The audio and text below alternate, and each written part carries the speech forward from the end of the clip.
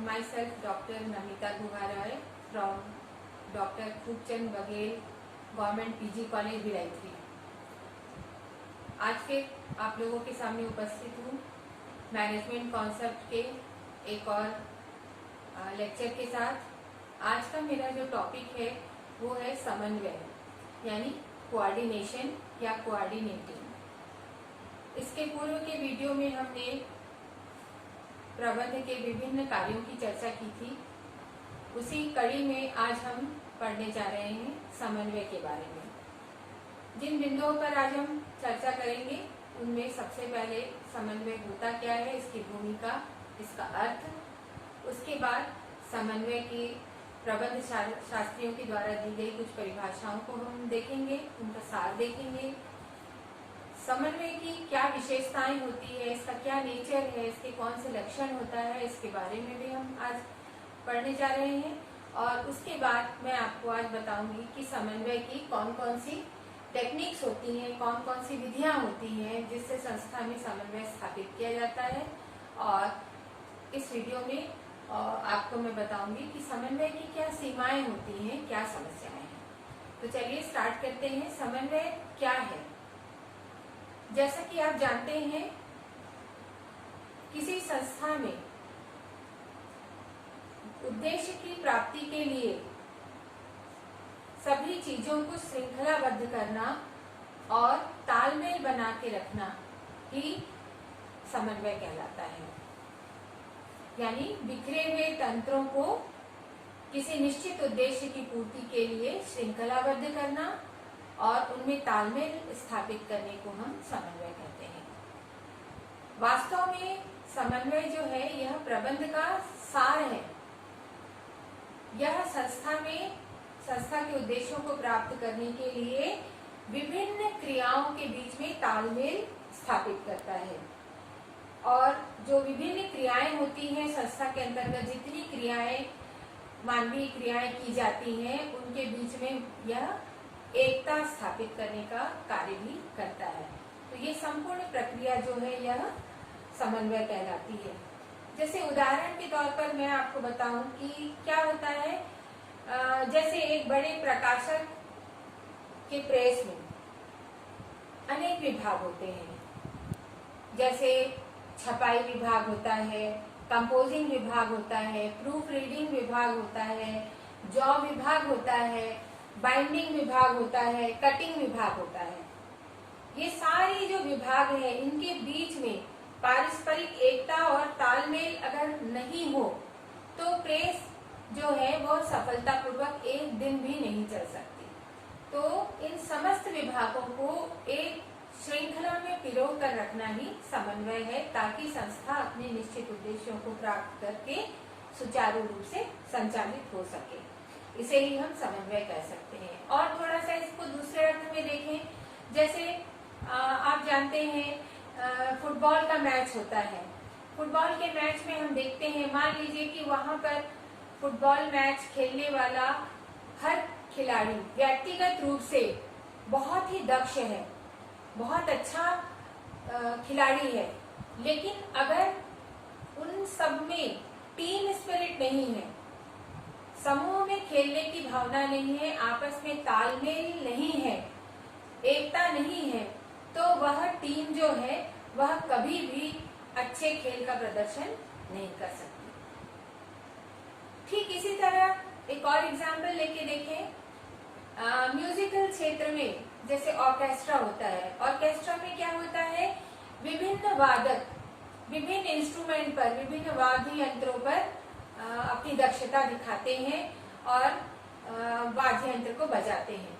अगर मान लीजिए कि इन वादक लोगों में आपस में वाद्य यंत्रों को बजाने में कोई तालमेल ना हो, हर कोई अपनी अपनी दक्षता अपने अपने तरीके से अलग अलग ढंग से दिखाए, आपस में सामंजस्य ना बनाए, तो एक मीठी धुन या एक अच्छा सुर कभी भी ऑर्केस्ट्रा में तैयार नहीं हो सकता। तो वहाँ आवश्यकता किस बात की है? वहाँ भी आवश्यकता है तालमेल, जिसे हम प्रबंध की भाषा में कहते हैं समन्वय की। यानी आशय यह है कि समन्वय सिर्फ प्रबंध का एक किसी संस्था में चलने वाला कार्य नहीं है। अपितु जीवन के हर क्षेत्र में सफलता प्राप्त करने के लिए कोऑर्डिनेशन या समन्वय अत्यंत आवश्यक होता है। समन्वय का अर्थ होता है यूनिटी ऑफ वर्क, कार्य में एकता बनाए रखना, समरसता बनाए रखना, समन्वय और तालमेल बनाए रखना, ताकि निश्चित उद्देश्य की दिशा में सारे लोगों के एफर्ट जो है वो एक साथ एक दिशा में कार्य करें, तभी संस्था सुचारू रूप से संचालित हो सकती है। आइए इसी के कुछ परिभाषाओं को देखते हैं। सबसे पहले मैं जो परिभाषा आपके सामने रखने जा रही हूँ वो है मुने एंड रेले की परिभाषा। मुने एंड रेले ने क्या कहा है? ये कहते हैं coordination is an orderly arrangement of group efforts to provide unity of action in pursuit of a common purpose. क्या कहते हैं मुने एंड रेले? किसी सामान्य उद्देश्य की पूर्ति हेतु की जाने वाली विभिन्न क्रियाओं के बीच में एकता बनाए रखने के उद्देश्य से सामूहिक प्रयत्नों में सुव्यवस्था करने को ही समन्वय कहते हैं। इनकी परिभाषा की मुख्य बातें क्या क्या है? मुने एंड रेले जो प्रबंध शास्त्री है उनके अनुसार सामान्य उद्देश्य की पूर्ति हेतु जो विभिन्न क्रियाएं की जाती हैं उन क्रियाओं के बीच में एकता बनाए रखने के उद्देश्य से सामूहिक प्रयास जो किए जाते हैं उनकी व्यवस्था को ही समन्वय कहते हैं। एक उद्देश्य की पूर्ति के लिए की जाने वाली विभिन्न क्रियाओं के बीच में तालमेल बनाने के लिए जो व्यवस्था बनाई जाती है उसे ही मुने एंड रेले समन्वय कहते हैं। दूसरी जो डेफिनेशन है वो है कून्स और डोनेल के शब्दों में। कून्स और डोनेल क्या लिखते हैं? Coordination is the essence of management but its success depends on the efforts of each member of the organization। क्या कहना है इनका? समन्वय प्रबंध का सार है, किंतु इसकी सफलता संगठन के प्रत्येक सदस्य के प्रयासों पर निर्भर करती है। समन्वय प्रबंध का सार है, यानी बगैर समन्वय के कार्य पूर्ण नहीं हो सकता। हर कोई अलग डायरेक्शन में काम करेगा तो संस्था के उद्देश्यों की प्राप्ति नहीं हो सकती। इसलिए संगठन समन्वय जो है वह किसी संस्था का प्रबंध का सार होता है, एसेंस होता है। और ये क्या करता है? संगठन की सफलता के लिए जितने सारे लोग कार्य कर रहे हैं उन सारे सदस्यों के जो सामूहिक प्रयास हैं, जो प्रयास है उन सब प्रयासों को एक साथ जोड़ता है। तो सामूहिक प्रयासों पर संगठन की सफलता निर्भर करती है, ऐसा मानना है कून्स और डोनेल का। तो इस प्रकार इन सारी परिभाषाओं को अगर हम निचोड़ के रूप में देखें तो हम क्या पाते हैं कि समन्वय क्या है? समन्वय किसी संस्था द्वारा निर्धारित लक्ष्यों की प्राप्ति करने के लिए की जाने वाली विभिन्न क्रियाओं का सामंजस्य और एकता के सूत्र में पिरोने की प्रक्रिया है। ये प्रबंध का एक कार्य नहीं है बल्कि प्रबंध के सारे कार्यों का यह सार है। ये है समन्वय की परिभाषा। अब इन परिभाषाओं के आधार पर हम समन्वय की कुछ विशेषताएं या कुछ लक्षण को भी देखते हैं। क्या है इसके लक्षण? जैसा कि प्रबंध के दूसरे कार्यों के बारे में भी हमने देखा, यह भी क्या है? पहला लक्षण क्या बताता है कि कोऑर्डिनेशन क्या है? It is a dynamic and continuous process. यह एक ऐसी प्रक्रिया है जो क्या है? डायनेमिक है, गत्यात्मक है और साथ ही साथ निरंतर होती रहती है।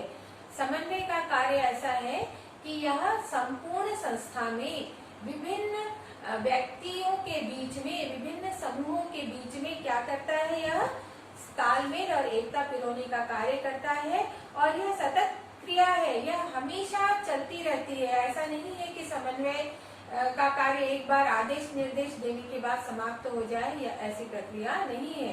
संस्था के संपूर्ण जीवन काल में कोऑर्डिनेशन बना करके रखना प्रबंधक का मुख्य कार्य होता है। इसकी दूसरी विशेषता है कोऑर्डिनेशन इंटीग्रेट्स ग्रुप एफर्ट्स। ये क्या करता है? समन्वय क्या काहे के लिए आवश्यक है? समूह के लिए आवश्यक है। किसी व्यक्ति विशेष के लिए, एक अकेले व्यक्ति के साथ तालमेल बिठाने की आवश्यकता नहीं होती। या सामंजस्य की आवश्यकता कब पड़ती है? जब व्यक्तियों की संख्या एक से अधिक हो, तब उनको जोड़ने की या उनको एक श्रृंखला में पिरोने की आवश्यकता पड़ती है। आशय यह है कि समन्वय क्या है? यह ग्रुप एफर्ट है, यह व्यक्तिगत या इंडिविजुअल एफर्ट नहीं है। समूह के लिए इसको स्थापित करने की आवश्यकता पड़ती है। थर्ड जो इसकी कैरेक्टरिस्टिक्स है, तीसरी विशेषता है, वो क्या है कि coordination is the basic responsibility of managers. यह किसका उत्तरदायित्व है? प्रबंधक का उत्तरदायित्व है कि वह संस्था में कोऑर्डिनेशन या समन्वय स्थापित करे, कर्मचारियों के बीच में समन्वय स्थापित करे। अब ये समन्वय कई तरह से स्थापित हो सकता है। समन्वय जो समान पद के व्यक्ति हैं वो क्षैतिज रूप से समन्वय स्थापित हो सकता है। वर्टिकली भी समन्वय की स्थापना होती है, उच्च स्तर से निम्न स्तर की ओर भी इसकी आवश्यकता पड़ती है समन्वय की। तो हर दिशा से समन्वय की आवश्यकता पड़ती है। और यह समन्वय कौन क्रिएट करता है, कौन इसको लागू करता है? यह प्रबंधक का उत्तरदायित्व होता है, चाहे वो उच्च प्रबंध हो, चाहे वो मध्यम प्रबंध हो, चाहे निम्न प्रबंध हो। यह इसका उत्तरदायित्व होता है कि वह संस्था में सभी के बीच में एक तालमेल या समन्वय स्थापित करे। अगली विशेषता है कि फॉर अचीविंग डिटरमाइंड ऑब्जेक्टिव्स, समन्वय की आवश्यकता क्यों है? समन्वय की आवश्यकता है संस्था के निर्धारित लक्ष्य को प्राप्त करने के लिए सभी लोगों के प्रयासों को समूह के रूप में एक दिशा देने के लिए, यानी संस्था के उद्देश्यों को प्राप्त करने के लिए ही कोऑर्डिनेशन किया जाता है। अन्यथा अगर कोऑर्डिनेट नहीं होंगे लोग तो क्या होंगे? वो बिखरे हुए अपने अपने तरीके से कार्य करेंगे, जिससे संस्था अपने लक्ष्य को प्राप्त करने से वंचित हो सकती है।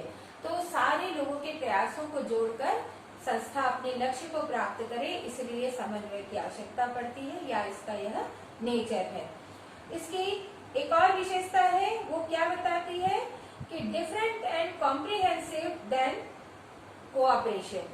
क्या है यह कोऑपरेशन से अलग है।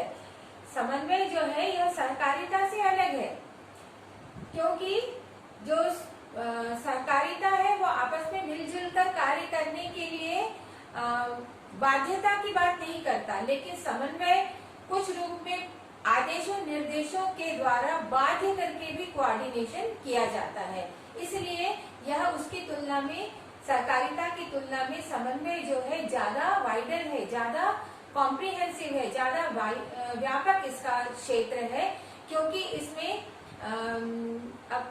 अपने मन से कार्य करना, स्वैच्छिक रूप से कार्य करना, कोऑर्डिनेट होना या बाध्य हो कि कोऑर्डिनेट होना, दोनों शामिल है। जबकि सहकारिता में स्वेच्छा से आपस में जुड़कर कार्य करने की बात होती है। तो यह सहकारिता से अलग है, या इसका जो क्षेत्र है समन्वय का वह सहकारिता से ज्यादा व्यापक होता है। तो इस प्रकार परिभाषाओं के आधार पर हमने देखा कि समन्वय की ये कुछ विशेषताएं होती हैं, और विशेषताओं के बाद अब मैं आपसे चर्चा करने जा रही हूँ समन्वय की तकनीकों के बारे में या विधियों के बारे में।